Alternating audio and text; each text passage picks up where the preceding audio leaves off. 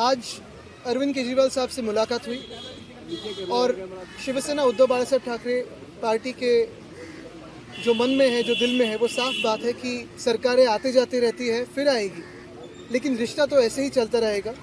और यही कहने हम आए थे। उन्होंने जो पिछले 10 सालों में दिल्ली में जो काम किया है वो सारी जनता जानती है। ये जो चुनाव हुआ उसमें चुनाव का बहुत बड़ा हाथ था, आशीर्वाद था, और भाजपा ने चुनाव आयोग के तो आभार मानने ही ज़रूरी है।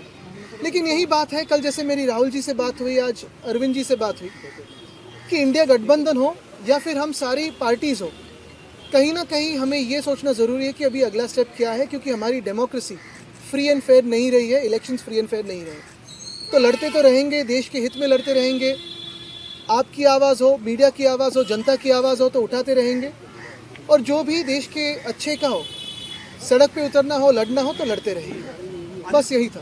लेकिन आपको नहीं लगता जो आपसी कन्फ्लिक्ट था उसका नुकसान भी जो है हुआ है, और दोनों ही पक्षों की तरफ? देखिए, काफ़ी सारी इसकी एनालिसिस हो सकती है, होगी भी, दोनों पार्टी अपनी अपनी एनालिसिस रखेगी, लेकिन हमारी तरफ से जो रिश्ता है वो रहेगा, जो दोस्ती है वो तो रहेगी।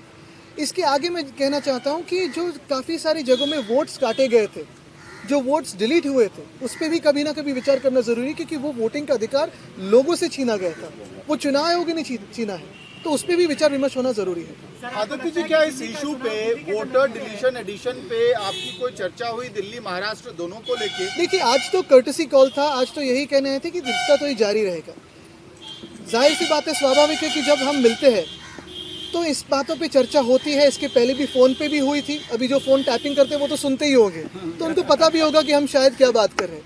लेकिन हमने ये भी कहा है कि इस पर स्टडी करके जो हम प्रश्न चिन्ह उठा रहे हैं, जैसे महाराष्ट्र में 47 लाख वोटर्स कहाँ से बढ़े हैं, 76 लाख वोट्स आखिरी समय के बाद किसने वोटिंग किया है, इसके कोई वीडियो फुटेज है क्या, टोकन्स है क्या?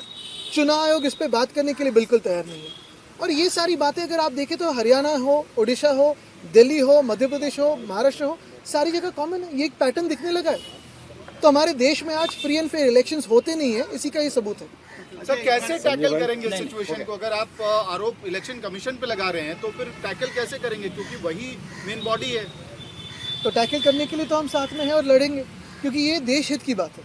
देखिए, कोई भी चुनाव जीत सकता है, हार सकता है, जीत भी सकता है वापस उसके बाद में, लेकिन फ्री एंड फेयर इलेक्शंस होना जरूरी है। अभी कई चुनाव आने वाले हैं, निगम के कई चुनाव, हरियाणा में आम आदमी पार्टी लड़ रही है, आप लोग लड़ रहे हैं, क्या इसे लेकर कोई स्ट्रेटजी? बिल्कुल लड़ते रहेंगे और अपनी अपनी स्ट्रैटेजी सुधारते रहेंगे। वोट कटिंग क्या? देखिए, ये चुनाव आयोग के साथ हम चेस का गेम खेल रहे हैं। वो कोई एक तरीका अपना रहे तो हमें उसका एक उत्तर देना पड़ेगा, तो वो खेलते रहेंगे।